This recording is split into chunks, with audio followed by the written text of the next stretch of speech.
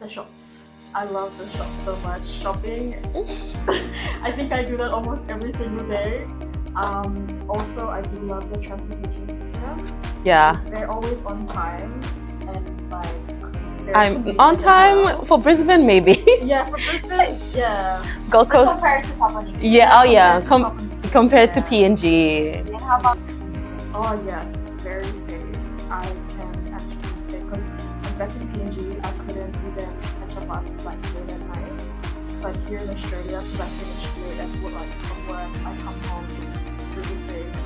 The bus drivers are really kind as well, and they're friendly.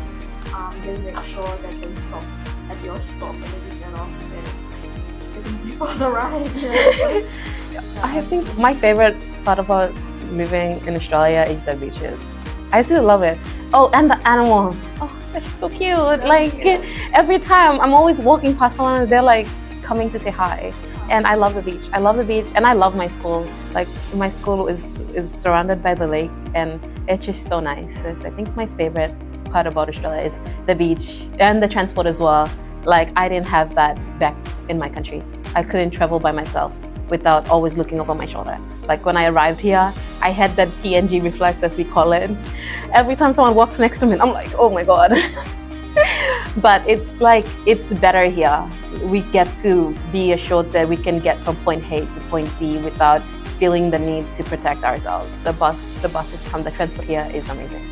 Oh, it wasn't the kids, I think. It was the children. Like, it was how they were reacting to like the adults around them. Because back in my country, we didn't have that. Like, how we were talking to adults, or like, it was more like we addressed them as like aunties or uncles or sir or mister. But here, they just call them by names, and I'm like, my friend introduced me to their parents, and they're like, oh, so this is Melissa, and I'm like,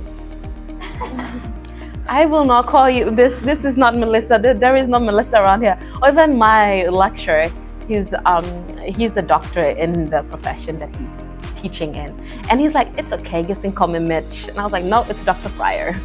And then like he went on the entire semester trying to force me to call him by his name, which is a very big culture shock because we wouldn't never in my country, like we would address you by your title or by auntie or uncle or like, yeah.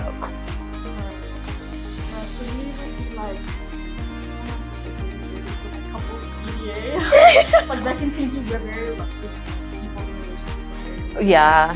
So like we like keep that distance. So like there's lots of like here in Australia, like they're very open about it. And so like half the time, like, I'm not. And it took like a lot of time to get used to that. I mean now. Yeah, it was such a. I'm still not used to it. I'm still not used to it. We walked together and she's like, oh my gosh, look at them. And I'm like, shush, they're showing love. Yeah, it's funny, but yeah. So Arvo basically is short for afternoon, as well as the barbecues. Well, it's not really a slang, but I noticed that Australians say like if they don't, like instead of saying like oh pardon or sorry, like come again, they say hey, and so like it's stuck with me myself, and they're like aren't you Australian? I'm like no, I'm not Australian. It's just everyone says it, so it's like yeah, oh crikey, like oh crikey, and it's like. I don't even know why it's an expression, but then I do use it at work because everyone else uses it at work. But yeah, that's for me. I don't think I did, because like most of the slang, I grew up watching a lot of American and Australian TV shows, and my life was basically surrounded by Today Show. So to say it was something that was new to me, no, but I think one word that was like I hear them use it often enough and now it's stuck with me is fair enough. Like every single time it's like fair enough, and I'm like fair enough. I think yeah, but otherwise the slangs I've heard of it. Like being in PNG, we're relatively close to Australia. The slangs aren't new, but fair enough, I've never heard anyone said this like so many times in one conversation. Like fair enough, fair enough. I hope to complete my studies here, and I hope to get into one of the big three accounting companies here in Australia and work for at least 3 to 5 years. And after that, after saving up enough money,